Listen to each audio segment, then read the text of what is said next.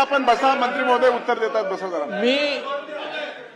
माझं काय झालेलं आहे की राजकीय क्षेत्रात काम करूनही बरं वाटणारं उत्तर मला देता येत नाही. वस्तुस्थिती मी सांगितली की ह्या राज्यामध्ये फायनान्सला ओव्हरलूड करण्याचे अधिकार फक्त मुख्यमंत्र्यांना आहेत. ती बैठक यांनी मागावी, ती ते देतील हा प्रयत्न मी करतो.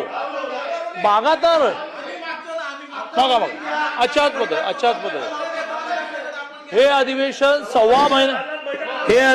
सव्वा महिना चालणार आहे. खूप वेळ आहे. आजच्याच मुख्यमंत्र्यांना पत्र द्या, मी बैठक लावतो. त्यांना द्या मला नोटीस द्या मला.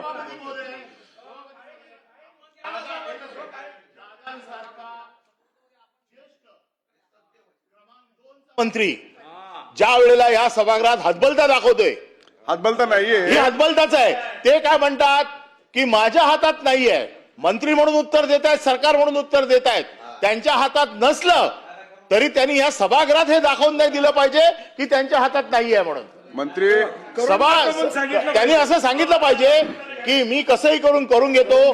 दादांकडनं आमची ही अपेक्षा आहे. मुख्यमंत्र्यांच्या शर्यतीत असलेला माणूस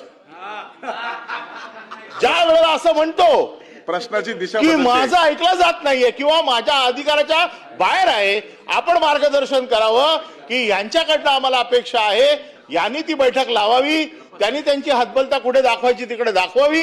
परंतु या उच्च सभागृहात एखाद्या ज्येष्ठ मंत्र्यांनी आपली अशा प्रकारची हतबलता दाखवणं हे काही या सभागृहाला शोभत नाही.